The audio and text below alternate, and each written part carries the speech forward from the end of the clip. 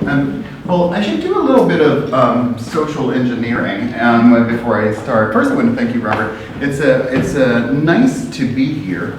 I haven't been back in Beirut in Lebanon for 7 years, and I got here today and I thought, what the hell have I been thinking? It's so pleasant here, and it's such a wonderful environment to be in. So I wanted to thank you in particular, and thank you, Vanessa, for having gotten all of this done. I think that you started your job last week or something, and so it's been really amazing. And then the social engineering is, I wanted to say to the people in the room over here that if you want to take this minute to actually maybe come in a little bit closer, there are actually chairs in the front because it may be a little bit difficult for you in the I think that's the official the kids table over there. So if you want to change your position, I'll rustle my papers a little bit while you do that and make busy. I don't think they want to do it. I haven't been Yeah. It's fine. It's fine. So I'll do a little peekaboo thing. I won't do too much of a setup because the talk that I'm going to give you today takes about 45 minutes. You guys can hear me in the back. The talk that I'm going to read to you today takes about 45 minutes to deliver. Effectively, I wanted to say just one quick thing about it before I begin, and that is that in last year, the James Baldwin Archives opened at the Schomburg Center for Research of Black Culture at the New York Public Library. So if you go to New York City, the Schomburg Center is on Lenox Avenue and 135th Street. Those materials have not been available to us. They became available 30 years after James Baldwin's death. And so there are now people who are actually looking at them. The problem in the insider thing that I'll tell you is that the estate allows no copying of the materials and no photographing of the materials and no photocopying of the materials. So there's 70, so afterwards if you want to ask me about what I know about that collection, I'll tell you. But it means that I have to transcribe them. And so I thank my mother. She and I had a huge fight in 1979 because she insisted that I take typing, and I did not want to take typing. But she won. She won on that fight, and therefore I'm a very quick typist and competent at my job. So if you want to chat with me about what it is that is actually in those materials, I'll let you know what I know afterwards. But I'm looking at them systematically. So there's 77 boxes. And in about a year and 3 months of time, I've gotten to box 35. So I'm hoping to be able to finish it, to get through all of the materials in about a year and a half. A quick thing about the essay that I'm going to read to you today, the paper that I'm going to deliver to you today, is that I began it, although I finished it after I actually had access to some of those materials, but I began it before when there was any access to the James Baldwin papers. So slightly before, or many of the materials, some of the things I was thinking about come from secondary sources.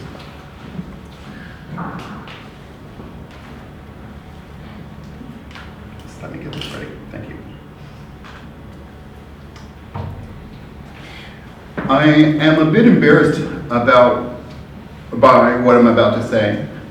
I hesitate and stutter as I prepare myself for the simple, straightforward, and none too surprising revelation that I intend to write a biography, or something approaching a biography, of the famed novelist, playwright, and essayist James Baldwin.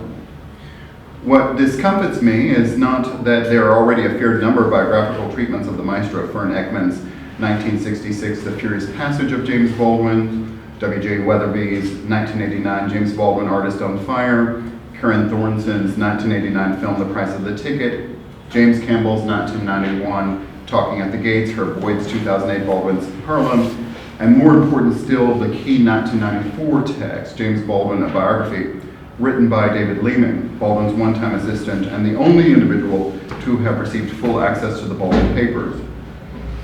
Nor am I particularly troubled by either the voluminous amount of Baldwin criticism or the very many interviews, speeches, and debates of the artist recorded on film, video, audio, and in print. What does bother me, however, What provokes that nagging embarrassment and guilt of which I have just spoken is that I'm frankly suspicious of the practice of biographical writing. The idea that there's something extra, a certain je ne sais quoi, that might be ascertained by the careful student rifling through the detritus left behind in the wake of a great artist's passing has always seemed to me somehow vulgar, an affront to the truth, the heft, one is wont to say, of the public archive that intellectuals, particularly progressive and politically committed intellectuals, struggle to produce and bequeath. Read a thick biography of a hero, and you're likely to find yourself trapped within a sort of textual schizophrenia stretched between hagiography and distrust, in which the protocols of what the late Eve Sedgwick termed paranoid reading are very much on display. We seek an essential veracity underwriting the famed individual's life, a truth understood to be obscured, hidden, and denied by the very art that our beloved forebear struggled to produce. We ask hysterically, was he or wasn't he? Did she or did she not? The stated intentions of the always already suspect subject to be damned. Still, I am a man of my times. I listen daily to the irritated drums of dissent sounding just outside my office door. I'm as aware as anyone that the nature of life, or rather the question of how to weigh and value human life, human subjectivity and ontology, especially black subjectivity and ontology, defined by discourses of race, gender, sexuality, and class, dominate the United States' political and cultural discourse. Walk in the fullness of the day through the smugly pleasant streets of a liberal New England city, and one finds hanging from all the proudest of the proud steeples, ever more grand and insistent reminders that life matters. What gives me pause, however, is not how often it seems that I am, in fact, the only visible representative of the particular variety of life being named, but instead that the dialogue that the banners are meant to provoke seems to be one in which I can never fully participate, in which I am an object to be discussed, but never a subject to be directly hailed or interpolated. I suspect then that there's something profoundly complex about the announcement of life, black life, gay life, queer life, female life, working life, intellectual life. Within popular culture, the culture of biography, that it is wildly important to examine and understand as we try to stumble through difficult and interesting times towards something approximating the beloved community. I will amend my earlier claims then to say that my desire is not so much to reveal the truth of James Baldwin as it is to understand the nature, the history, if you will, of his celebrity. I want to know what it is that motivates our interest in understanding the hidden scripts that reveal the logic of the connections between his public persona and what we name with only a bit of winking his personal life. Even as I turn to the wealth of archival materials that Baldwin left in his wake, I recognize that what drives the will to unveil and truly know Baldwin is not so much the belief that there are some remarkable secrets waiting to be told, but instead that we all somehow clumsily and only are clumsily and only half consciously aware that the means by which one might announce and analyze life, including black, female, and queer life, are at once awkward and imprecise, politicized and vulgar. Indeed, we can only begin the process of coming to understand the nature of human life by attempting to access those deeply complex historical and ideological structures that demarcate the presumed limits of what it is possible for us to know and imagine. I should say here that my thinking on these matters is largely dependent upon the work of those many individuals who have attempted to theorize the complexity of the political, ethical, discursive, ideological, cultural, social, biological morass lumped inelegantly under the label human. Speaking of the generative tension that lies between man and the human animal body that supports this concept, Giorgio Agamben writes that, quote, "Man exists historically only in this tension, He can be human only to the degree that he transcends and transforms the anthropophorous animal which supports him, and only because through the action of negation he is capable of mastering and eventually destroying his own animality. It is in this sense that Kojève can write that man is a fatal disease of the animal, end quote. The strange neologism anthropophorous holds my attention in this passage. Agamben names the man-bearing animal, a creature that, though proximate to and intimate with man, should never be seen or hailed. To do so would risk revealing the obvious lie of a fundamental distinction between man and man-bearer. It would disrupt the action of negation.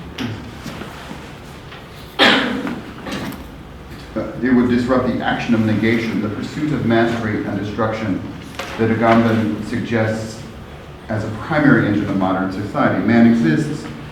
He transforms and transcends, masters and destroys. It seems, in fact, that man's never-ending attempts to confront and destroy animality sponsor the flexibility, creativity, and vigor necessary for his ever-proliferating creative projects. In contrast, the anthropophorous animal does only one thing: it supports. Irritatingly, it consistently fails to perform the only other task that has ever been asked of it. It will not die.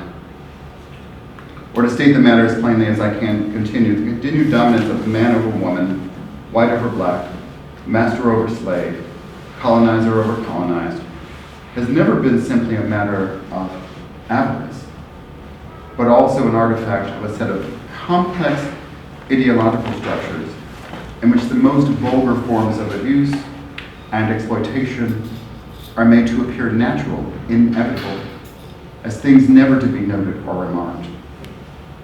What is needed from people of color, females, and queers is not only that we unceasingly support the projects of so-called Western humanism, not only that we not resist, but also that we never announce in our speech, our bearing, the complexity of our culture, that anything is amiss. One must learn to take a punch and not say ouch. Here, I mean to do nothing more complicated than to name the structure of the shocking fear and hostility between black and white, female and male, immigrant and native, that one might readily see by turning the knobs on one's television set to the on position. That marks my age. Again, the battles that we witness taking place are at once structural and ideological. Or to rush toward one of my major claims, the hostility directed toward the black, the brown, the female, the queer, the very hostility that is so easily and innocently announced from the grandest of the United States' many grand stages, is in large part driven by an only partially recognized or understood anxiety created by the fact that subordinate communities, anthropophorous animals all, seem to be willingly abandoning their traditional roles, retreating from their supporting postures. The virulence one hears in our president's railing against the blacks in the ghettos is a product not so much of a hatred of black individuals and communities, though hatred of plenty there is, but instead an inchoate fear that once those individuals and communities have escaped their bounds and quit their traditional responsibilities, there could not be any stable ground on which to announce the peculiarity and the preciousness of the ever so reverently worshipped totems of American culture: wealth, whiteness, masculinity. One should always remember then that the winds of change do not move us all at the same speeds or in the same directions. The genius of James Baldwin was that he got remarkably close to understanding the mechanics of all this. He understood, particularly during the period between 1954 and 1970, when this U.S. civil rights movement was at full throttle, that progressive intellectuals needed to hail and defend the structural changes then taking place in the United States, while also modeling new forms of subjectivity and intersubjectivity for individuals and communities with no clear understanding of how they might continue to operate in a world in which basic social protocols were being called into question. He had, that is, to address the matter of what black and white identity actually were or could be, once the fetters binding the two together began to fray and rot. The difficulty, however, that he was hardly alone on this particular playing field. No matter the eloquence of his speech or the clarity of his vision, he was never fully in control of the protocols of celebrity that helped to establish and maintain his career. It's not only that we treat Baldwin's celebrity as a script that might be adequately unpacked using the standard tools of literary and cultural criticism, but also that we recognize that much of the fascination with Baldwin's person, a fascination that peaked with the November 17, 1962 publication of Letter from a Region of My Mind in the New Yorker, and began to wane as early as 1968 with the lukewarm reception of his fourth novel, Tell Me How Long the Train's Been Gone, was itself yet another example of the fretful nature in which American culture continuously announces, consumes, discards, and recycles presumably new visions of black subjectivity, new Negrohood, if you will, as part of an effort to celebrate specifically American forms of modernity and forward-thinking, while also disallowing disruptions of hegemonic and commonsensical notions of the proper limits to individual and community. In a remarkable set of 8 articles published in the Boston Globe between April 14th and April 21st, 1963, journalist Bryant Rollins lays out for his readers what would quickly become the standard narrative of Baldwin's life. Rollins informs us that Baldwin was a boy preacher whose incredible abilities to inspire, exhort, and testify were very much on display in both his prose and his public speaking. He then explained Baldwin's desperate need to escape the vulgar racism of New York and New Jersey for the considerably less hostile environment of Paris, and perhaps even more importantly, it was while Baldwin lived in France from 1948 to 1956 that he became aware of the fact that he was as American as any white Texan. We're reminded as well that Baldwin was a relentlessly truthful writer, one who often did his best work in the wee hours of the morning. Still, as even the most casual student of Baldwin and his work will surely recognize, Rollins tells us very little that Baldwin himself did not continually announce and rehearse throughout the course of his long and distinguished career. What I find truly fascinating about the articles, however, is the information placed at the margins. Indeed, even as the process of lionization starts to wear thin to sound tinny and grating on the ear, Rollins, a Pulitzer-nominated reporter and columnist for the Boston Globe and later an editor with the New York Times, and the executive editor of the Amsterdam News. The Amsterdam News is the major black newspaper in the United States, clearly understood that Baldwin's celebrity was not simply a factor of the author's many talents, but also a multifaceted and communal effort to find an articulate representative of mid-20th century African-American political and social insurgency. In the last of the articles published on April 21, 1963, Rollins quotes William Shawn, the famously reticent editor of the New Yorker from 1952 to 1987, on Baldwin and his essay, Letter from a Region in My Mind. We, at the New Yorker, do not print articles of opinion.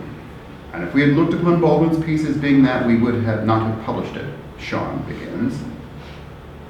However, we considered it to be, in a highly unorthodox way, news. We regularly run letters from Paris, letters from London and Berlin, and so on. And we decided to call this article Letter from a Region in My Mind to convey our feeling that this article was, indeed, a report on what was going on in one area of James Baldwin's mind. It's funny to me. It's totally funny. And thus possibly on what was going on in the minds of many Negro Americans. Baldwin, because of his special literary powers, was able to express something that has been vaguely sensed by many people for a long time, though never put into words. It required his particular combination of poetry, social situation, eloquence, and passion to describe what it is to be a Negro in America today. We were all aware that the piece would probably stand as some kind of event historically. The essential experience of being Negro in present-day America has now been recorded once and for all, and it had to be done by a Negro. It had to come from someone who had gone through it." End quote. I fear that the only way that one can read these lines is to read them badly. The theatrical certainty that Sean marshals in defense of his decision to publish Letter from a Region of My Mind provokes one to fits of sophomoric giggling. Baldwin's piece is not opinion but news. His mind is a district much like Paris, London, and Berlin. More remarkable still, Sean claims presumably that with neither fingers nor toes crossed, that Baldwin's trenchant and beautifully rendered critique had never before been put into words.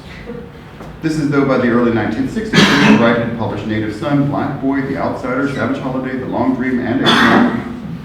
Ralph Ellison had won the 1953 National Book Award for Invisible Man and published many of the essays that would be collected in his 1964 collection, Shadow and Act. Lorraine Hansberry's wildly successful play, A Raisin in the Sun, made her in 1959 the first Black female playwright to have her work mounted on Broadway, while Gwendolyn Brooks's Annie Allen had won the 1950 Pulitzer Prize for Poetry.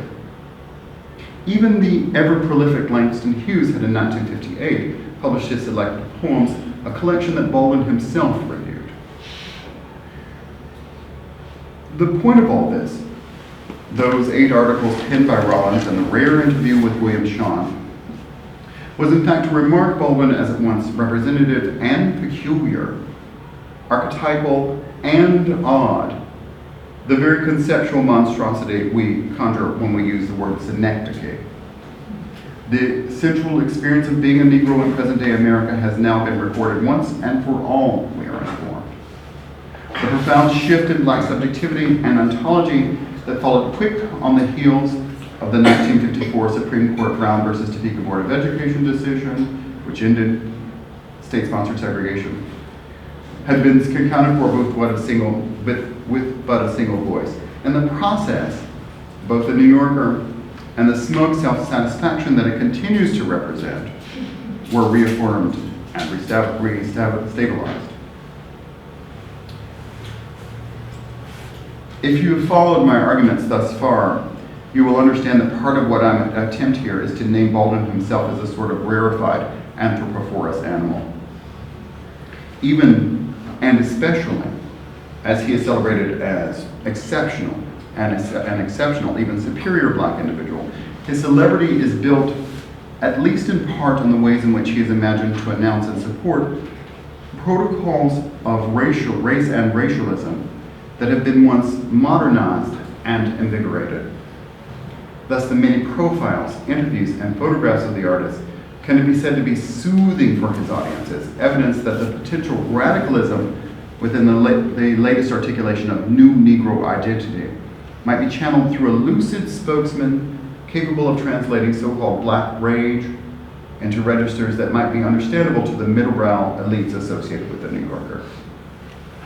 Thus, the appearance of the author's smiling face on the May 17, 1963 cover of Time magazine announces a sort of liberal relief and hopefulness, a belief that by acknowledging the logic and depth of feeling embedded in both Letter from a Region of My Mind and the classic 1963 work, The Fire Next Time, there might be a chance to usher in an era of desegregation without terribly disrupting the basic political, social, and economic structures.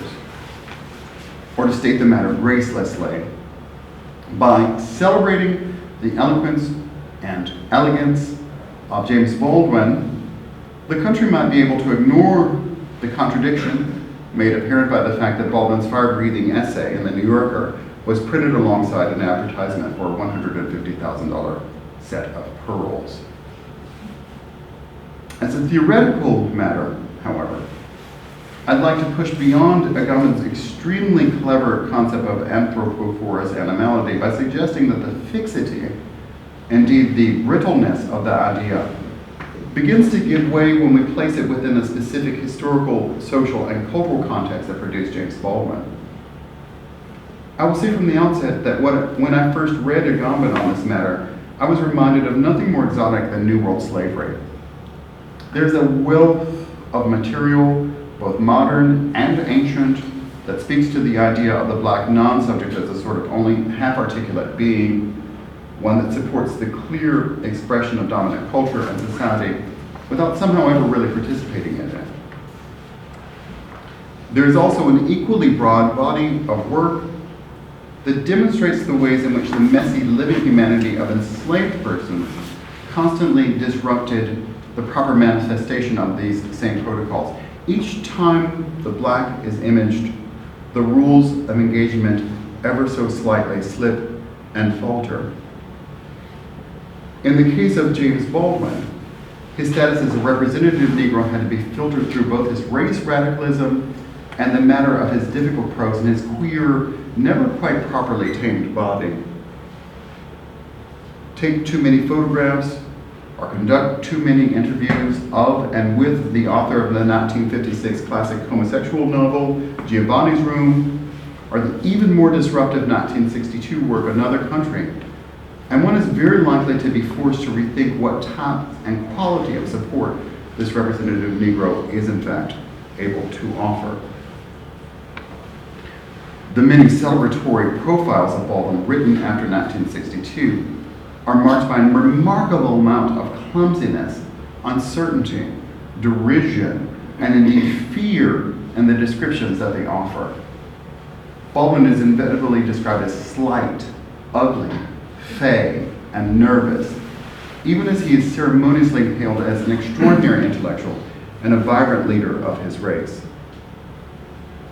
In an astonishing dispatch written by Roger Stone of Time magazine, entitled "The Shadow Was a Nigger, Take One," and posted from the magazine's San Francisco bureau on May 9, 1963, we find a bewilderingly clear expression of the surprise and anxiety that Stone experienced when witnessing the Baldwin legend in the flesh. Quote, "James Baldwin was an eloquent pixie with a sharp tongue."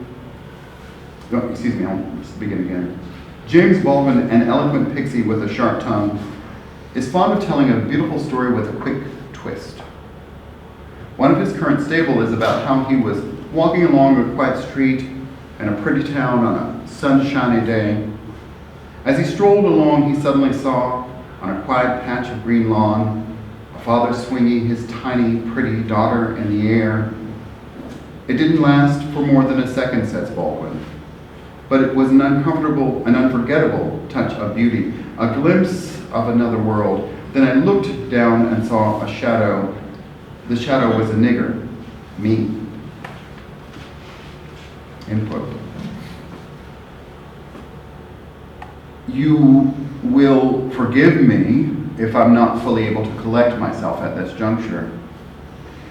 It is not so much that I'm offended, but instead that there is no proper or predictable way for me to read and unpack the codes that structure the logic of these 7 surprisingly simple sentences. Is an elegant pixie a faggot?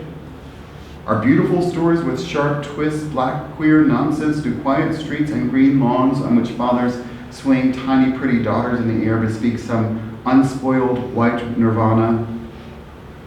The only certainty here is that shadows and niggers are one and the same.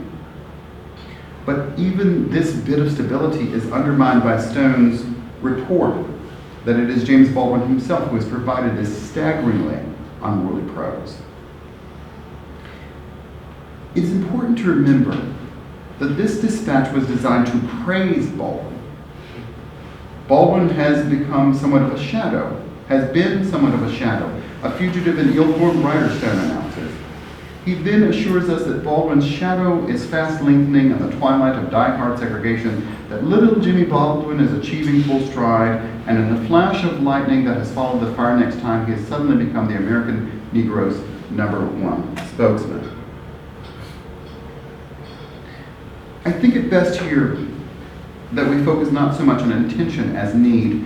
The fugitive and ill-formed must be captured and normalized, pressed to the service of forms of racial liberalism that might reiterate the most basic social and ideological structures of the dominant society. There's something telling about the fact that Stone continually references a diminutive Jimmy Baldwin. Little Jimmy is a pixie growing into a not yet properly established manhood. Thus, there is still time for guidance, still room for proper definition. Indeed, Stone comes just short of suggesting that without some sort of policing and control, Baldwin's celebrity might cause a fundamental threat. There is, in fact, a rapidly ascendant cult being constructed around James Baldwin, he notes, a movement that sees his intellectual vigor as a step forward from the conditioned reflex action that has characterized much of the past civil rights movement among Negroes. Quoting a San Jose doctor, Stone goes on to inform us that civil rights has moved into an existential phase. That is to say, Baldwin's articulation, both the clarity of his speech and writing, as well as the limpness of his body, the prominence of his eyes, his sparing consumption of food, and stout intake of alcohol. All matters that Stone meticulously indexes in his profile suggest new forms of black subjectivity about which there can be no certainty and for which there are no standard means of appraisal. Baldwin's persona is treated, therefore, as not so much queer as monstrous, a thing trembling between past and present, the beautiful and the dreadful. Stone announces with equal measures of bravado and enmity that, quote, as a couple of Negro men watched Baldwin in action this week, one leaned across to the other and whispered, "You know, he's the ugliest man I ever saw." With the thin cover of his never-named black interlocutors in place, Stone proceeds to describe Baldwin as short and slight, with buggy eyes and a craggy plastic man face that he sees talks contorts into unimaginable crevices. Baldwin bounces, jitters, thrusts his head. This is now Stone. Baldwin bounces, jitters, thrusts his hands abruptly into his pockets, and then waves them in the air. He is nervous and agile and light, but what he lacks in appearance, he surely makes up for in the nimbleness of his mind and the power of his speech. If he tends to overstate his case, it is perhaps his overwhelming zeal to get his message across, warm and possessive of an uncommon degree of humanity. Baldwin has a face that could soon be forgotten, not so his lengthening shadow as it steals across the nation. End quote. I would like to pause for a moment to note the resonance of Stone's description of Baldwin's speech, intellect, and body with similar descriptions of black subjectivity taken from popular culture, particularly the minstrel stage. To be sure, blackface minstrelsy was built upon the display of caricatures of black subjectivity and physicality, in which the black was not only figured as a type that was physically awkward and ugly, with impossibly dark skin, unkempt woolly hair, and thick, often bright red lips, but also as a figure with a penchant for extreme and erratic forms of dress, movement, and dialect. I want to be careful, however, not to suggest that Roger Stone and the many other commentators whom I take him to represent were simply old-fashioned racists. Instead, I would aver that the minstrel character was and is so fascinating precisely because of its modernity. 19th and 20th century blackface minstrelsy was directly concerned with what to make of the legions of black individuals whose dress, speech, and public bearing demonstrated both movement away from the presumed simplicity and docility of their slave forebears and a desire to participate fully in the fast-paced changes in style and technology that are seemingly the greatest hallmarks of American culture. As Eric Lott has capably demonstrated, the blackface minstrel confirmed equal measures of white antipathy and adoration, love and apprehension for African American subjectivity and culture. Fern Ekman, one of Baldwin's earliest biographers, offers a dramatic description of young James Baldwin's obsessive reading and rereading of Harriet Beecher Stowe's 1852 masterpiece, Uncle Tom's Cabin, a work that the young author famously critiqued and rejected in his groundbreaking 1949 essay, Everybody's Protest Novel. Ekman suggests that what so attracted Baldwin to Uncle Tom's Cabin was, quote, that stock figure, Topsy, who must have struck the boy as his feminine counterpart. She was exactly his age, and like him, a misfit, isolated, ridiculed, repugnant to those around her. She had his own round eyes, his own solemnity, his own quickness and keenness. She even learned to read as he had with magical speed, his own generosity and his own misery. End quote. I would add here that, like Baldwin, Topsy was a figure whose affect and intellect suggest a creature who exists outside of time, one who, quote, never was born and who, quote, just grew.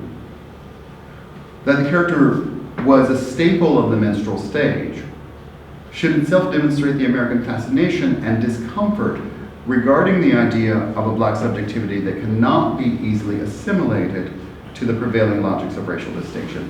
Moreover, as I've argued throughout, I'm not attempting to name some ancient reality, but instead a process that continues to dictate the ways in which we narrate black and queer subjectivity, both the celebrated and the obscene. It is important, however, that we recognize that James Baldwin himself was very much aware of all of this. In the last interview of his life, he confessed to Quincy Root that, quote, it's hard to be a legend. It's hard for me to recognize me. You spend a lot of time trying to avoid it. It's unbearable the way the world treats you, especially if you're black. And if you are not your legend, but you're trapped in it. The sobriety that we see on display in this quotation, the flat-footed acceptance of the fact that one enters into the public sphere via highly scripted and policed forms of interlocution, demonstrates habits of thought to which Baldwin had become accustomed, and in which he actively participated from very early in his career. In an autobiographical statement submitted to his publishers at Alfred A. Knopf in May 1953, on the verge of the release of his first novel, Rotelled on the Mountain, one sees the author struggling toward not only a theory of literature and the practice of writing, but also the matter of how one might function as an engaged black intellectual when so much in the common sense of American and European life viciously resisted either accepting or even imagining such an aberration. From the very first sentence of the document, we find Baldwin seeming at once to resist and acquiesce to the deeply calcified narratives of black life that framed his own efforts as a novelist. The story of my childhood is the usual black fantasy, he begins. And we can dismiss it with the restrained observation that I certainly would not consider living it again.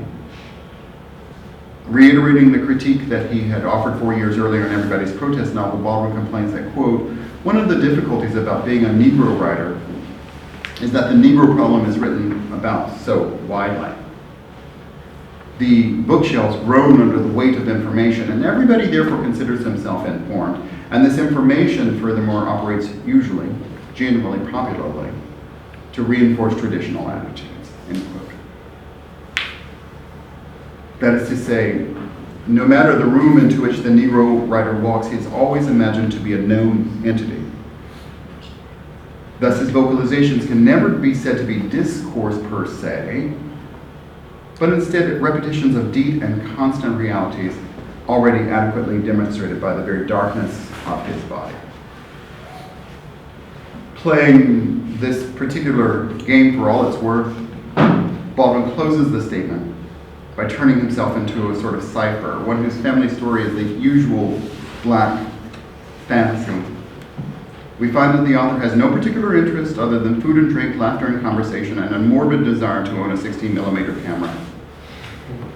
He likes neither bohemia nor those who are too earnest, but he does love America more than any other country in the world, no matter that in May of 1953 he was at the tail end of a more than 8-year absence from his beloved homeland. Again, I find myself embarrassed by what I'm about to say. I would like to be able to demonstrate to you that the legacy of James Baldwin is one of unrelenting resistance to the discursive and ideological structures that I've attempted to demonstrate. In the end, however, I cannot imagine such an easy escape.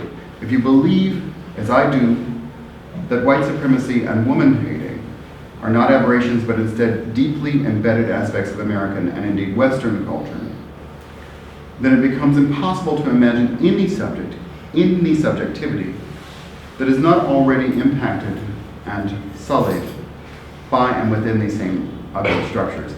I will beg you for a bit more of your graciousness then, as I make but one more stop in the archive of celebrity, a popular biography, if you will, that I've been at pains to demonstrate. I turn to Baldwin's much underappreciated 1972 work, No Name in the Street, both because it is perhaps the closest thing to a fully realized autobiographical statement that he ever published, and because it is deeply flawed. I have in mind the arresting image that Baldwin provides of Dorothy Counts, one of 4 children who helped to integrate the Charlotte-Mecklenburg public school system in Charlotte, North Carolina, in 1957. In the fall of 1956, I was covering for Encounter, or for the CIA, National Conference of Black Writers and Artists at the Sorbonne in Paris. One bright afternoon, several of us, including the late Richard Wright, were meandering up the Boulevard Saint-Germain on the way to lunch. Much, if not most, of the group was African, and all of us, though some only legally, were black. Facing us on every newspaper on that wide, tree-shaded boulevard were photographs of 15-year-old Dorothy Counts being reviled and spat upon by the mob as she was making her way to school in Charlotte, North Carolina. There was unutterable pride, tension, and anguish in that girl's face as she approached the halls of learning with history jeering at her back. It made me furious. It filled me with both hatred and pity, and it made me ashamed. Some one of us should have been there with her. I dawdled in Europe for nearly yet another year, held by my private life and my attempt to finish a novel, but it was on that bright afternoon that I knew I was leaving France. I could simply no longer sit around in Paris discussing the Algerian and the Black American problem. Everybody else was paying their dues, and it was time I went home and paid mine. Like James Baldwin, I'm profoundly moved by the images that were taken of Dorothy Counts on the morning of September 4th, 1957, as she made her historic approach to the campus of Harding High School in Charlotte, North Carolina. Taking place on the same day that Daisy Bates led 9 black students to the doors of Central High School in Little Rock, Arkansas, Counts' presence on the near west side of Charlotte was designed to challenge resistance to the 1954 Brown versus Topeka Board of Education decision by using exceptional young black people as the vehicles by which to break the schoolhouse color line. One must make sense, however, of the fact that Baldwin so seriously fumbled the details of his encounter with Counts' photograph. The Congress of Black Writers and Artists, an event that Baldwin styles a conference, was held in 1956, a year before Counts entered Harding High School. That is to say, though Baldwin undoubtedly meandered up the Boulevard Saint-Germain in the company of Richard Wright and other black notables, and though he was surely confronted by the remarkable photographs of Dorothy Counts' Noble March, these two events did not, in fact, take place on the same day.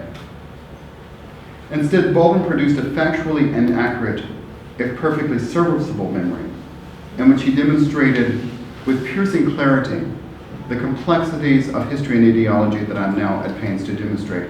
It is in this sense that I would ask us to examine the contours of our most precious aesthetic structures. It is nearly impossible to stop looking at the at once unsettling and beautiful photograph of Dorothy taken by Don Stuckey of the Charlotte Observer.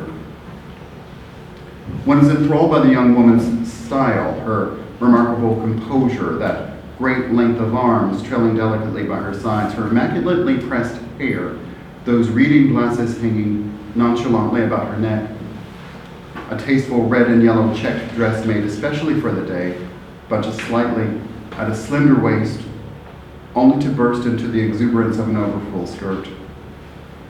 And even more remarkably, the young woman wears an immaculate cream-colored ribbon hanging half the length of her body, reminding even the dullest among us that the child had been prepared for either triumph or sacrifice. Or to state the matter slightly differently, Baldwin and the others who proclaimed accounts as heroism, understanding all too well the mechanics of publicity and publication, celebrity and celebration, did what it is seemingly inevitable for engaged intellectuals to do. They turned their precious subject into a shadow, bent her striking image once again toward the status of man-bearer in order to announce the very break with the vulgar protocols of racism and misogyny that the elegant young woman's singular march was designed to disrupt. My desire to write a biography of James Baldwin, including my willingness to announce his failures, the instances in which his work and his actions reiterated structures of feeling and thought that functioned to maintain hierarchies of race, gender, class, and sexuality, is motivated in no way by pessimism. Instead, nearly a quarter century after the publication of Orlando Patterson's masterful Slavery and Social Death, I find myself fascinated by the question of what counts as social rebirth. Immersing myself in both the recently opened Baldwin archives, as well as the competing ideological, social, and discursive structures that underwrite Baldwin's legacy, I find that the name Baldwin so attracts and perplexes because it marks a spot at which a remarkable intellect and a singular life have slipped the yoke, become unruly, if not fully uncontrollable, restricted but not tamed, buried but not dead. Baldwin's biography is best approached not as a thing, but as an unsettled process in which the grand authority exhibited in Baldwin's prose and oratory is continually challenged by both admirers and detractors alike. Thus, the theoretical question that must stand at the center of Baldwin's studies is how we might make sense of the fact of a black intellectual who, though interred decades before, still resists easy consumption. Nigger, shadow, genius, intellectual, Baldwin never quite properly inhabits any of these identities. Instead, he bequeaths us the gift of radical uncertainty, the promise of revolutionary discomfort. Thank you very much.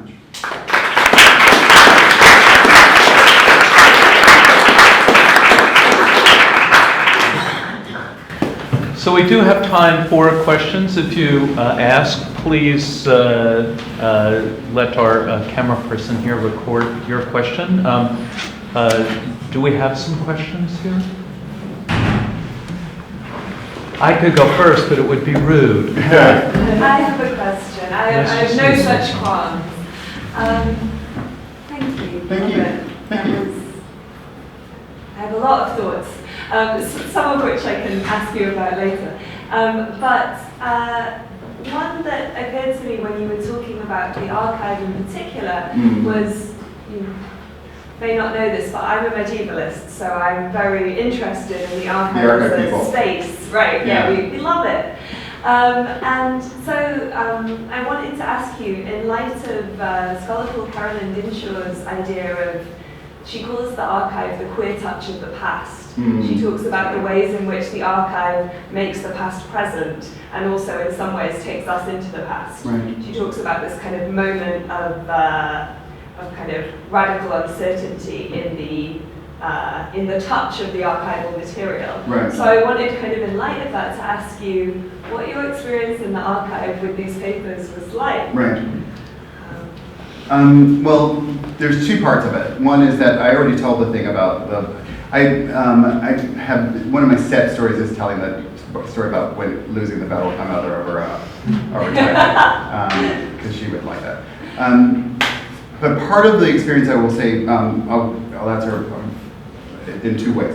Part of the experience is that is that there's no photographing, so I'm just there for long periods. So it really is an actual, like you're just sitting in this chair for a very, very long time. And literally I'm there sometimes for hours, so I sit the chair really low and put my head on the desk and all sorts of crazy stuff because I'm just there. It takes me a long time to go through it. So one of the things that you're experiencing is that you have, then also Baldwin's a very fine writer in everything that he does, including the massive amount of letters that there are. So you have the experience of reading a person, if you're interested in writing, you have the experience of reading a person's writing is quite remarkable. Now, but to speak to I think better to the spirit of your question, the other thing about dealing with this archive is that it was wildly well prepared. So it was prepared before Baldwin's death by his assistant, David Leeming. And so it's incredible attention has been made to his self-presentation. So the sort of fantasy of, oh my gosh, we're going to see this, we're going to see this secret thing about James Baldwin is actually just not part of that archive. It's an archive that he went through meticulously, and that there were years of back and forth about who was going to actually receive them, and the way in which those materials were actually received. The literal, not the literal boxes, but the divisions are still being used by the library. So you get this the queerness of it is that you get this very, very, very well prepared. It's very straight archive. Right, you get this very well prepared legacy that this person has produced of himself about this is how I would like you to read my life from beginning to end. Including, for example, the thing that people sort of freak out about it is that it has, I think, all of the manuscripts and multiple versions of all of the manuscripts in it, so you see them develop over time. And so it's a little tricky on that, and the level that you find yourself being a bit guided. I joked with Robert and the folks that I had lunch with this afternoon that one of the things that I don't have thus is any salacious stuff about James Baldwin. Like if I knew anything about James Baldwin's sex life, drug life, blah, blah, blah, blah, blah, blah, blah, you would know now. You know,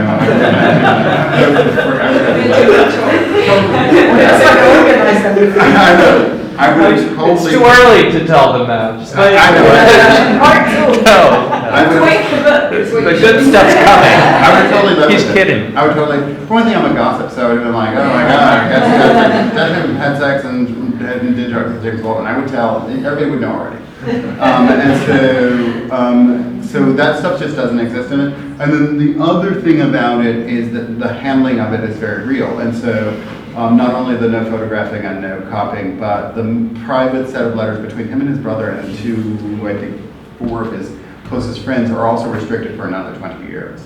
So most of it we have access to, but the stuff that actually would get to the sort of love affair part of things, if that's what you're interested in, is one of the things that is actually quite restricted.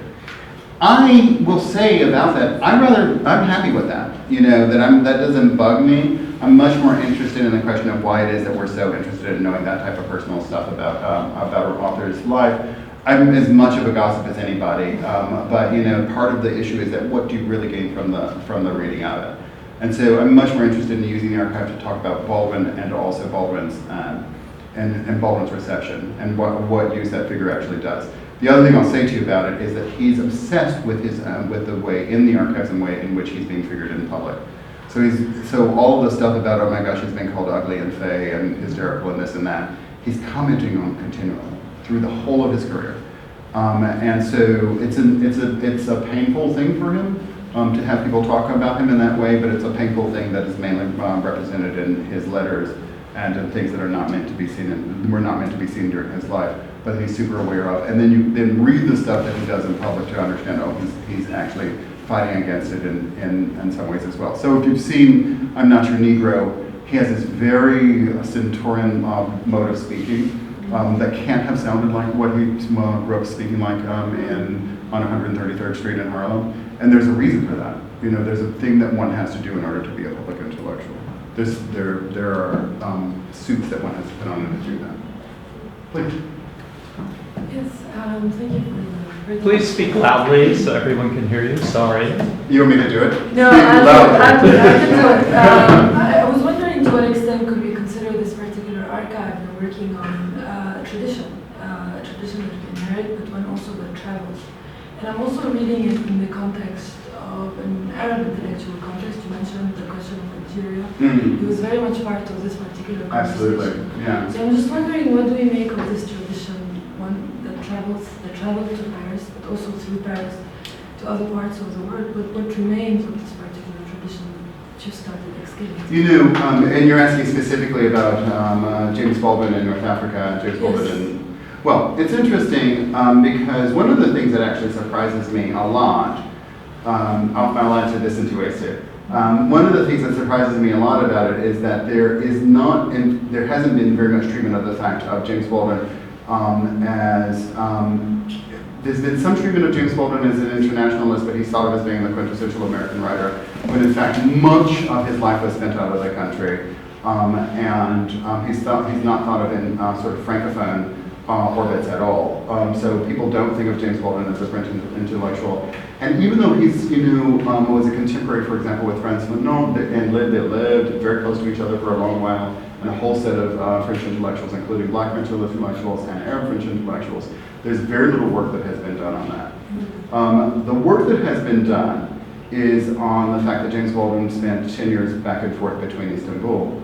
And so I know that Turks are in fact working now, progressive Turks are working to reclaim Baldwin as part of the Turkish tradition, because Baldwin actually directed a play in Istanbul and was very, very connected with a modern Turkish community that was around in the 1960s. What I think of as being his finest work, Another Country, was actually written in Istanbul. What I can say is that thinking about the tradition, I think that there's been little of it done about James Baldwin's connection to both the Arab world and generally the African diasporic world. He's thought of as being specifically African American with African American meaning, very specific things and having a very boxed-in conception of life. He often talked, interestingly enough, about one of the things I don't like to with James Baldwin is he talks a lot about the South. I'm in fact a Southerner. And so he talks about the South in the United States as if it's a place, versus as if it's a huge region of the country that's very, very distinct. But it's a very good narrative of what African American life is, a movement north to south thing, but actually it's not the truth of all African American people. Now, this gets to the second part of it. The archive exists at the Schomburg Center for Research on Black Culture. And the Schomburg Center for Research on Black Culture is a truly fine archive in New York City. And if you get a chance to use those materials, use those materials. But that is the heart of African American obsession with we've got to reclaim our history and we have to care for our past. It's very much a pen and ink archive, and it's very much an archive about images. And so the fact that there was a huge debate about whether or not James Baldwin's paper should go to the Schomburg Center or whether or not they should go to Yale University. And part of the reason to go to the Schomburg Center was that it re-centered his history within a very traditional way of thinking about African American life and history. Now, I'm a huge fan of the Schomburg Center, and the folks who work there have been unbelievably gracious to me, and I owe individual people there a lot. At the same time, it's very clear to me that part of the placing of Baldwin at the Schomburg Center is about a very specific narrative of what type of intellectual he actually was, and a very specific version of what African American identity actually means. Now, I'll tell you a funny thing about Schomburg, just about the craziness of New York City and the craziness of the demographics of the country. So the Schomburg is on Lenox Avenue at 135th Street. So if any of you know the Harlem Renaissance, that is where it happened. But it's still a very, very black area, although Harlem now is now majority black, but not, I can do this. The plurality of persons who live in Harlem are black persons, but not the majority. So that's already a massive change. But it's interesting, the area is a very black area of the city, but it's not an Anglo-Black area of the city. It's very much dominated by Dominican, Puerto Rican, Cuban people, dark-skinned Dominican, Puerto Rican, and Cuban people. So one of the things that the Schomburg is going through is that this zone that is seen as being the center of Black life in the country continues to be a center of Black life in the country, but not the center of Black life in the country that it was when the library was actually founded. And the native language of the average person walking into the library is no longer English. And so it's sort of Spanglish New York stuff that is actually part of the city. So I can say to you, I can't speak directly to the tradition stuff, but I can say that the mechanics of how we think about tradition have been thought through with James Baldwin a lot. But James Baldwin is sort of a messy figure, and the places in which James Baldwin has been taken in order to deal with the mechanics of that are actually themselves dynamic. So the question of what that archive will actually look like 10 years from now, and what that neighborhood will look like 10 years from now is still a question. The light's going to come back on in 32 seconds, I know. Do we have other questions? Obviously, if God is merciful, the lights will come back on, as they usually do. It's me talking bad about James Baldwin. The guy was like, what are you doing here? Yeah, no, I'm not even bad about James Baldwin. I love James Baldwin. It's being you voodooed me with your traditional question. So I think Well, will you talk about James Baldwin within the context of some of these other writers that you were talking about in terms of Ralph Ellison and Gwendolyn Brooks and Lorraine Hansberry and Richard Wright? I thought that was, you really hammered it home. This has some version of this has been said in many ways by many different people, but that's a particular moment, and a group of people are very aware of each other. Every one of the people that I mentioned when I did that thing of, that what you see is William Shawn saying this is the first time a Negro has actually said these things, and it's like, what are you talking about? Black people refuse to stop saying this in every instance in which they can say it. Stop the segregation, stop the horrible police violence. We would like to go to work, and we would like to have proper housing and some health care. And those sentences have in fact not stopped yet. The difference between Baldwin and all of the people whom I named, though, is that he was the young upstart in all of that. And so that part of what you have to remember about it for him is how early his career actually begins. So he's writing for the major literary magazines in the country as a person not too much older than the students who are at AUB now, certainly not older than the graduate students at AUB. And so one of the things that's going on is that I think with them is that they think that this is a new, sort of more harsh, more rhetorically harsh, but perhaps less angry version of Black identity, one that can actually be named and dealt with in some ways that older versions of Black intellectuals couldn't in some ways. So I think that's the way that goes.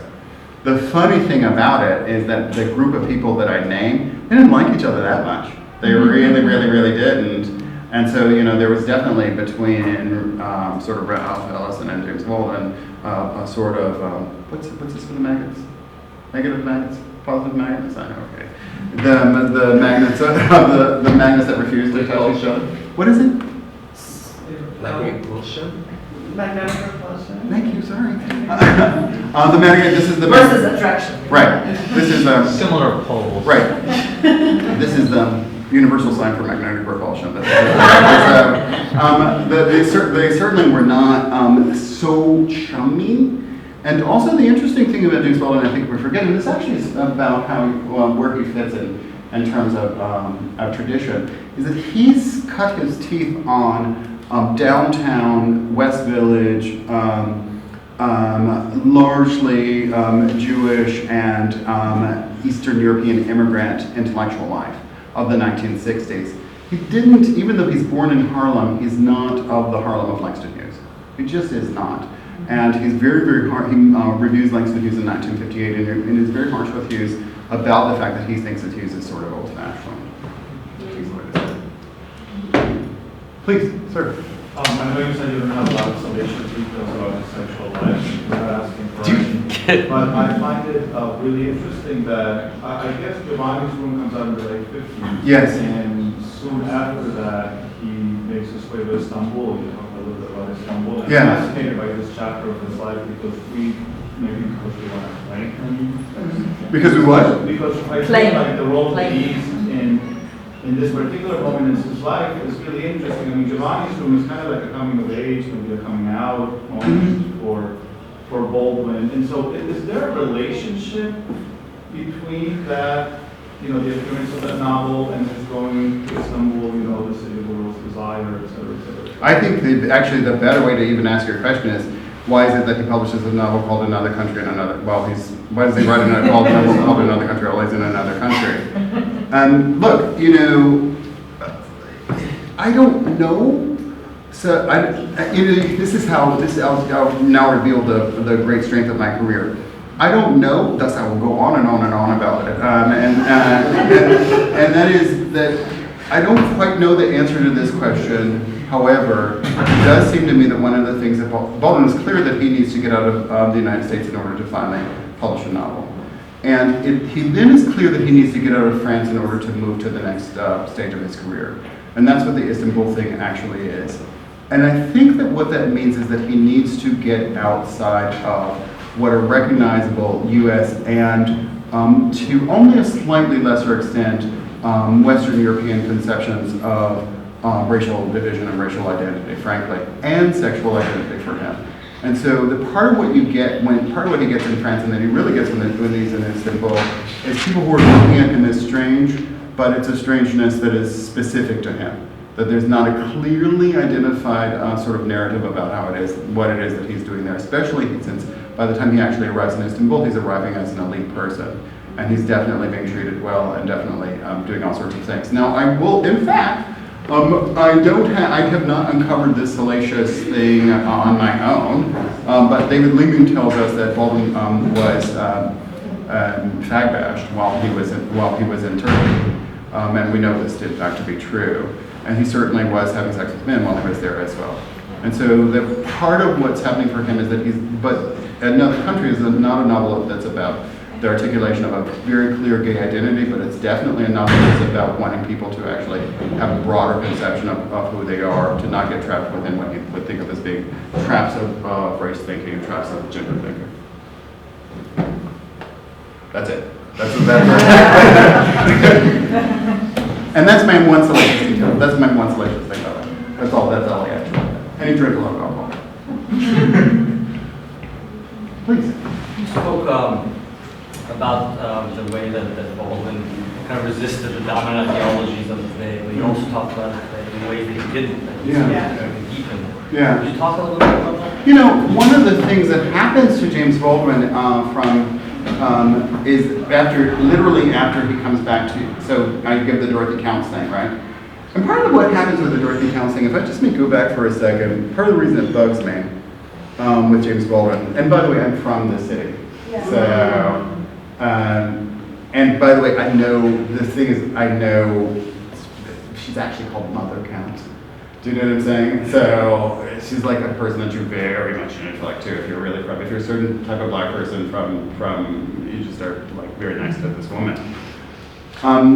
But this is what irritates me about it. I'll tell you what irritates me about the image is that he ends with the whole idea, and this is what irritates me about James Baldwin thinking about Southerners.